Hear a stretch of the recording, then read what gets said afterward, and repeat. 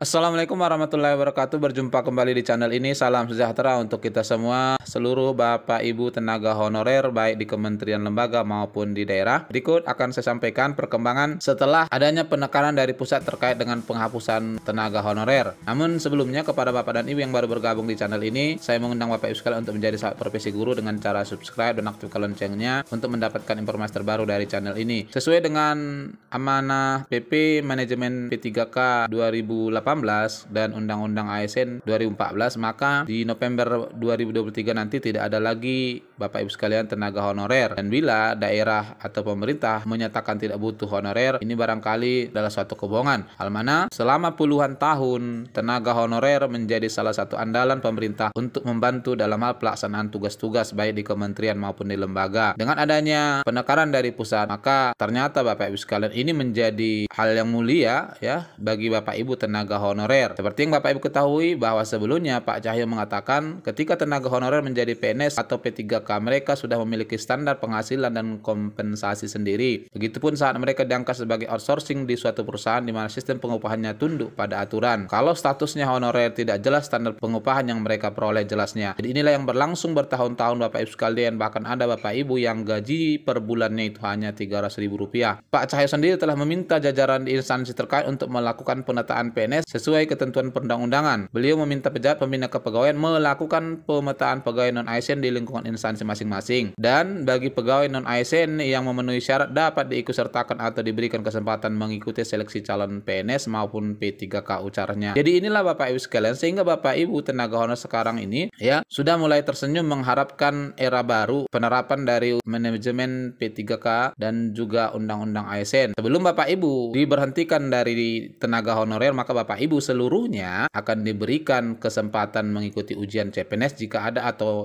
ujian P3K. Nah, ini sesuai dengan syarat kualifikasi Bapak Ibu sekalian. Dan hal ini juga membuat rekan-rekan tenaga honorer di Kabupaten Tarakan merasa sangat berterima kasih sekali. Hal mana sejumlah guru honorer mengapresiasi terbitnya Peraturan Menteri Pendayagunaan Aparatur Negara dan Informasi Birokrasi Nomor 20 Tahun 2022 tentang pengadaan pegawai pemerintah dengan perjanjian kerja untuk jabatan fungsional guru pada instansi daerah tahun 2022. Dan di berbagai daerah, imbas dari penekanan pusat ini sudah mulai melakukan pembenahan dan pemetaan Bapak Ibu sekalian. Di antaranya adalah ini penghapusan honorer. Pemprov Jabar mulai melakukan pemetaan pegawai. Tujuannya adalah untuk melihat kualifikasi dari tenaga honorer untuk memberikan kesempatan menjadi PNS maupun P3K. Pemerintah Provinsi Jawa Barat menindaklanjuti rencana pemerintah pusat melakukan penghapusan di lingkungan pemerintah mulai November 2023. Ini sebenarnya tanggal 28 November Bapak Ibu sekalian. Sekretaris Daerah Jabar Pak Setiawan Wangsa Atmaja mengatakan saat ini pihaknya tengah melakukan pemetaan pegawai terkait rencana penghapusan honorer tersebut. Jadi antara PPK, Sekretaris Daerah, Biro Organisasi dan BKD akan memetakan pegawai yang ada saat ini. Ini disampaikannya seusai mengikuti rapat pimpinan di Gedung Sate Bandung ya Senin malam. Beliau menjelaskan pemetaan pegawai tersebut diperlukan untuk melihat sejauh mana honorer Pemprov Jabar akan dites untuk menjadi pegawai pemerintah dengan perjanjian kerja atau P3K serta penempatannya. Jadi nanti akan kami tes, barangkali bisa menjadi P3K sesuai dengan kebutuhan unit organisasi, ungkapnya. Pak Setia menambahkan terkait PPK pihaknya baru akan melakukan pembahasan tentang hal tersebut yang mana direncanakan di hari ini. Menurut beliau beberapa kata kunci yang menjadi arahan Menpan RB Pak Cahyokumolo dalam surat edarannya akan didiskusikan. Lalu di daerah lain Bapak Ibu sekalian, ini melaksanakan arahan Menpan RB, Pemkab Loteng menyiapkan konsep penghapusan honorer. Seperti yang saya sampaikan tadi, penghapusan honorer ini ya konsepnya adalah sebelum kiranya diberhentikan di daerah, maka semua tenaga honorer yang bekerja di instansi daerah harus diberi kesempatan mengikuti ujian PNS maupun P3K. Lalu ini Pemprov Banten janji cari solusi terkait penghapusan honorer 2022. Ya, jadi solusinya adalah diberi kesempatan untuk ikut tes ASN dan apabila tidak lulus serta daerah masih membutuhkan, maka bisa dilakukan pola outsourcing. Lalu yang berikut Bapak Ibu sekalian, Pemprov Sumut akan alihkan tenaga honorer ke outsourcing. Nah, ini tenaga honorer yang dialihkan ke outsourcing menurut Kepala BKD-nya adalah adalah yang tidak memiliki kualifikasi sesuai dengan manajemen P3K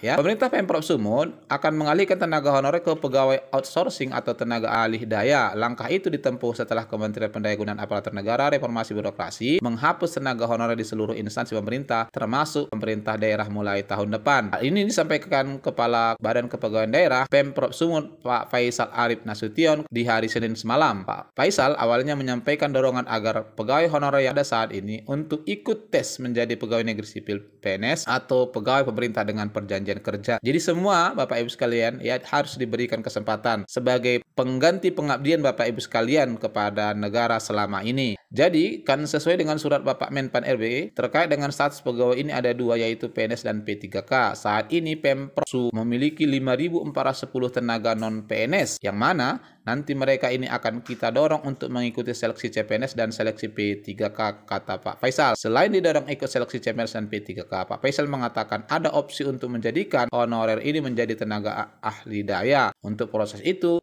saat ini pihak Pemprov Sumut melakukan pendataan tenaga honorer sesuai kualifikasinya. Tentunya nanti berdasarkan surat yang diterima, itu nanti ke depan sampai 2023, tenaga non-PNS itu diarahkan ke tenaga alih daya yang disebut dengan outsourcing. Jadi di tahun ini kita sudah melakukan pendataan verifikasi kembali mana-mana saja tenaga non-PNS yang sesuai dengan kualifikasinya. Jadi, kalau melihat apa yang disampaikan oleh Pak Faisal di sini Bapak Ibu sekalian ya, yang tidak memiliki kualifikasi sesuai dengan manajemen P3K, maka itu kemungkinan akan dialihkan ke outsourcing. Kesempatannya tadi adalah diberikan mengikuti ujian CPNS maupun P3K. Ditambahkan beliau dalam artian tenaga administrasi itu ya, maksudnya adalah untuk kualifikasi tes CPNS dan P3K. Termasuk juga tentunya ini adalah untuk guru honorer Bapak Ibu sekalian ya. Tapi kalau untuk tenaga kebersihan, pengamanan dan pengemudi nanti kita arahkan ke outsourcing. Sebagian besar beberapa OPD sudah melakukan tenaga alih daya, namanya outsourcing, itu sudah ada sambungnya. Di ini Bapak Ibu sekalian kabar gembiranya. Nah, dengan demikian maka hal yang perlu tentunya Bapak Ibu persiapkan adalah kalau kita lihat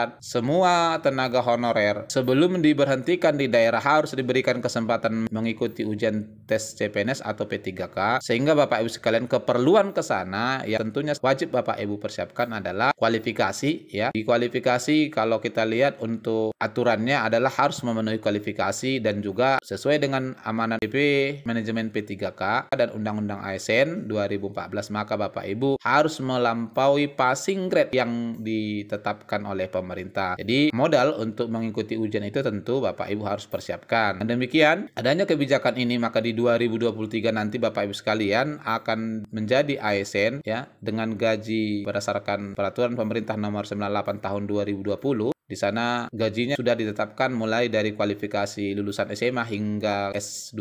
Dan apabila ternyata Bapak Ibu ya tidak beruntung untuk lulus, maka Bapak Ibu bisa dialihkan menjadi tenaga alih daya outsourcing dengan gaji minimal UMR. Ini tentu juga akan memberikan peningkatan kesejahteraan kepada Bapak Ibu sekalian. Namun outsourcing ini catatannya adalah apabila daerah masih membutuhkan. Nah, barangkali ini informasi yang bisa saya sampaikan Bapak Ibu sekalian. Semoga bermanfaat. Wassalamualaikum warahmatullahi wabarakatuh.